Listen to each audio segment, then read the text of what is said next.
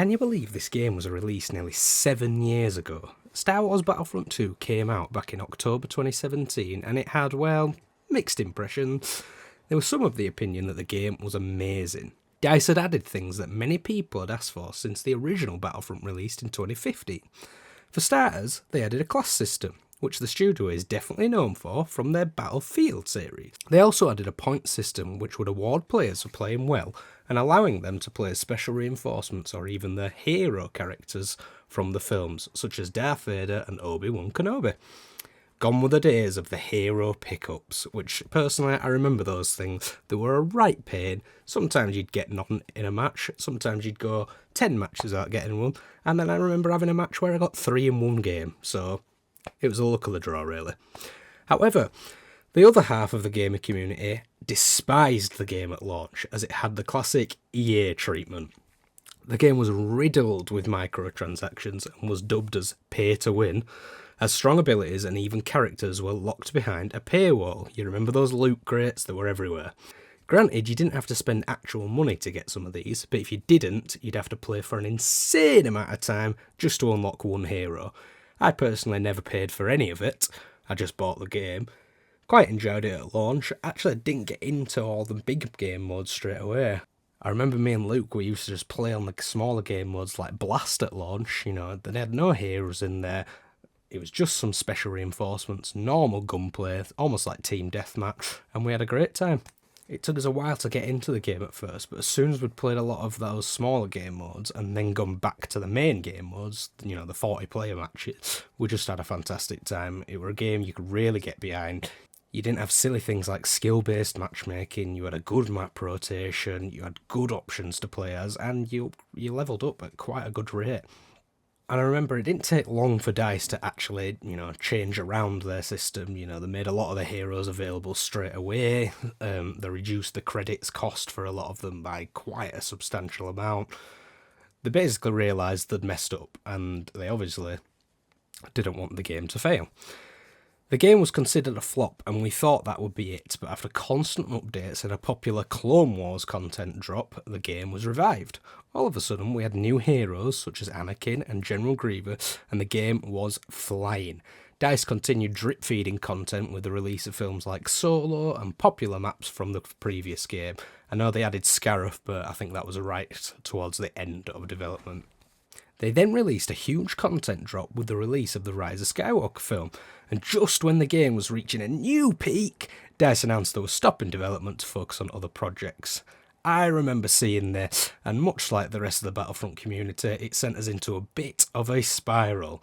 But finally, in the April of 2020, the game received its final update. There's still a strong player base and servers are live, but it can be difficult to find consistent games on certain platforms. I know PC can be a little bit up and down with finding games. When I played it on Xbox, I know you can't always consistently find a game. It was just this time last year when we released a Battlefront video and we had to spend quite a while just to get into those games. That was on Xbox as well. But that might also be down to the fact that there was no crossplay on the game. After that final content drop, it was obvious DICE was moving on to develop the new Battlefield game, which we now know as Battlefield 2042, which again had quite a rocky launch, but it has been turned around now, much similar to Star Wars Battlefront 2 was. DICE announced that the next Battlefield title is now currently in development. However, we've got the strong opinion that they should focus some resources on releasing a new Battlefront title. This has been massively spurred on by the release of the original Battlefront games in the dubbed Classic Collection. Now again, the launch of that title has been hugely controversial. I know servers are a nightmare at the moment, and it's mainly people are playing PvE. However, it has naturally sparked a bit of a discussion on whether or not there will be a release of Star Wars Battlefront 3. So, why do we think that they should make a Star Wars Battlefront 3? Well, for starters, the community knows that DICE can make a successful Star Wars game with enjoyable gameplay. They've shown it with the release of Battlefront 1 and 2 now. The gameplay, the gunplay, the different abilities, the different characters you can play as, it was always really enjoyable. And we're sure with the newer technologies, DICE would be able to make an even better Battlefront 3 game. Now, if we know the main reasons as to why we need a new Battlefront game, there is so much content. And I'm not just talking about gaming content, I mean Star Wars has been popping off in the last few years. Since development stopped in 2020, we've had an insane amount of new Star Wars content. Shows like The Mandalorian, Ahsoka, Boba Fett and The Bad Batch have shown lots of new locations, loads of new characters which fans would love to see in the game. We even had the release of Season 7 of the Clone Wars, which showed off the planet Mandalore and gave us a tease at the characters we could have had, like Rex and Ahsoka, which I know lots and lots of players were hoping for, were wishing for quite a long time. They might even try to implement a live service game mode influenced by the hugely successful Helldivers 2, which you know we love here on the channel.